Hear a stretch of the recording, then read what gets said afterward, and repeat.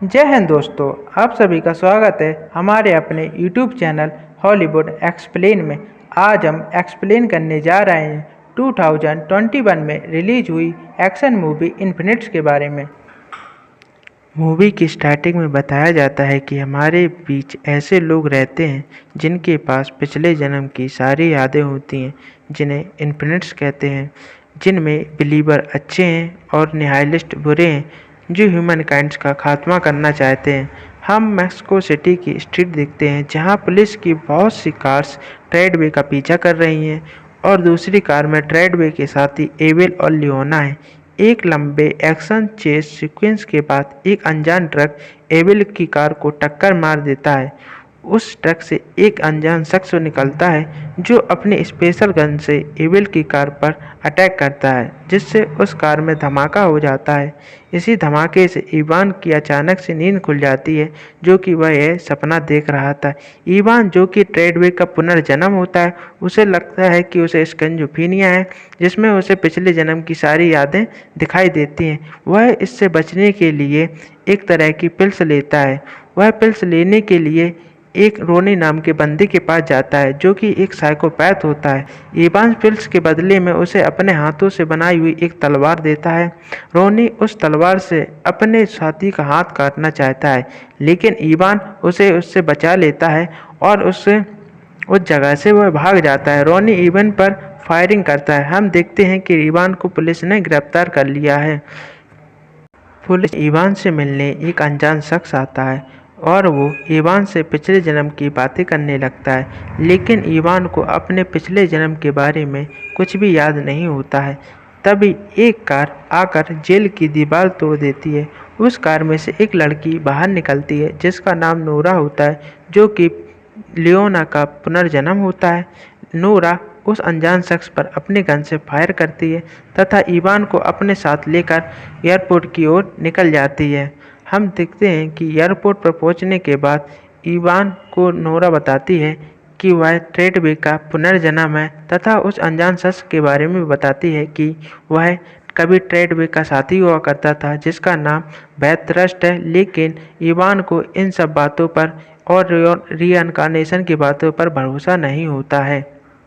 Nora Ivan को लेकर hub आती है, जहां नोरा बैथरस्ट के बारे में बताती है कि बैथरस्ट रीइंकार्नेशन साइकिल को ख़त्म करना चाहता है। इसके लिए उसने एक ऐसा डिवाइस बनवाया जिसे एग कहते हैं, जिसकी मदद से वह ऑल लिविंग फॉर्म को ख़त्म करना चाहता है। लेकिन ट्रेडवे ने उस एग को बैथरस्ट से चुरा लिया था, जो हम मूवी के स्टार्टिंग में देखते हैं। ट्रेडवे यानी इवान ने उस एग को कहीं छिपा दिया।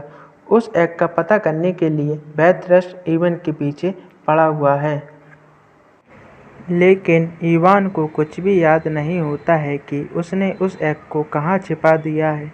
इवान की मेमोरी वापस लाने के लिए उसके साथी इवान पर ट्रीटमेंट करते हैं, लेकिन बचपन में एक कार क्रैश के कारण उसके सिर पर चोट लगने से इवान की 100% मेमोरी वापस नहीं आ पाती है। नेक्स्ट सीन में हम देखते हैं कि बैथरस्ट ने इवान, नोरा और उसके साथियों का पता जानने के लिए एक बंदे को पकड़ लिया है जिसका नाम ब्रायन होता है। वो ब्रायन को टॉर्चर करके इवान का पता जान लेता है। तभी बैथरस्ट अपनी गन निकालता है, जो मूवी की स्टार्टिंग में दिखाई जाती है। उस गन से एक ऐसी मॉडिफाइड बुलेट निकलती है जिससे किसी भी इंसान की सोल को डिजिटल फॉर्म में कैप्चर किया जा सकता है और बैथरस्ट ब्रायन को उस गन से मार देता है और उसकी डिजिटल सोल को अपने लॉकर में रख देता है। हम देखते हैं कि बैथरस्ट के पास बहुत सारे लॉकर हैं जिसमें बहुत सारी सोल्स कैद हैं। 100% मेमोरी वापस लाने के लिए इवान, नोरा और उसके साथी आर्टिसन के पास जाते हैं, जो कि एक क्लब चलाता है। नोरा आर्टिसन को बताती है कि इवान ट्रेडवे का रीइंकार्नेशन है, लेकिन इवान को ट्रेडवे की कोई भी मेमोरी याद नहीं है और ना ही ये याद है कि ट्रेडवे ने एग को कहाँ छिपा दिया था। ये सब जानने के लिए ही वो यहाँ पर आए हैं। आर्टिसन इवान को एक मशीन दिखाता है जिससे इवान की मेमोरी वापस आ जाएगी, लेकिन मशीन को देखकर इवान मना कर देता है। लेकिन नोरा के समझाने पर इवान उस मशीन में जाने को तैयार हो जाता है। नेक्स्ट सीन में हम देखते हैं कि बेथ रस्ट ने आर्टिसन के क्लब में है जो इवान और आर्टिसन पर अपने मोबाइल से नज़र रख रहा है। उधर इवान मशीन के चैम्बर में चला जाता है और उस मशीन में पानी भर दिया जाता है, जिससे इवान की अपने लास्ट लाइफ के फ्लैशेस आते हैं। लेकिन ज़्यादा देर पानी में रहने से इवान बेहोश हो जाता है। नोरा आर्टिसन से इवान को चैम्बर से बाहर निकालने को कहती है। आर्टिसन कहता है कि इवान मर गया है, लेकिन इवान अचानक से उठ जाता है और बताता है कि उसे सारी मेमोरी वापस आ गई हैं। वो ट्रेडवे है। कोविक इवान से पूछता है कि एग के बारे में बताओ, तो इवान बताता है कि ट्रेडवे ने उस एग को अपने बॉडी के अंदर छिपा दिया था। एग के बारे में अब बेथ रस्ट को पता चल जाता है। बेथ रस्ट अपने साथियों को इशारा करता है कि वो ट्रेडवे की बॉडी को ले आएं और इवान और इसके साथियों पर हमला करने को कहता है। हमले में इवान घायल हो जाता है तथा उसके 2 साथी मारे जाते हैं। आर्टिसन इवान और नोरा को सेफ हाउस ले जाता है, जहां इवान का वो इलाज करता है। उधर बेथ रस्ट के साथी ट्रेडवे की बॉडी को स्कॉटलैंड ले आते हैं, जिसकी बॉडी से बेथ रस्ट एग को निकालता है। कुछ देर बाद इवान को होश आता है। इवान आर्टिसन से पूछता है कि नोरा कहाँ है। आर्टिसन बताता है कि नोरा अपने साथियों का बदला लेने के लिए बेथ रस्ट के पीछे गई है। नेक्स्ट सीन में नोरा स्नाइपर से बेथ रस्ट पर फायर करती है, लेकिन बेथ रस्ट बच जाता है। तभी बेथ रस्ट अपने ड्रोन को नोरा के पीछे लगा देता है। ड्रोन नोरा पर हमला करते हैं। नोरा जंगल में भागने लगती है। तभी इवान चॉपर से आकर नोरा को बचा लेता है। इवान और नोरा एक कार से बेथ रस्ट को मारने के लिए मैंसन की ओर जाते हैं। नेक्स्ट सीन में हम देखते हैं कि बेथ रस्ट एग को एक मशीन में रखकर उसे एक्टिवेट कर देता है और प्लेन से भागने लगता है, लेकिन बेथ रस्ट के साथी नोरा व इवान पर ग्रेनेड लॉन्चर से हमला करते हैं, जिससे नोरा घायल हो जाती है। नोरा व इवान दोनों मिलकर बेथ रस्ट के बहुत से साथियों को मार देते हैं। बेथ रस्ट को प्लेन से भागते हुए देखकर इवान मोटरसाइकिल से बेथ रस्ट के प्लेन का पीछा करता है। इवान एक पहाड़ी से छलांग लगाकर प्लेन पर कूद जाता है और उधर नोरा सबको मारते हुए बेथ रस्ट के मैंसन में पहुंच जाती है। इवान प्लेन के एक इंजन को खराब कर देता है। बेथ रस्ट देखता है कि इवान प्लेन के ऊपर है।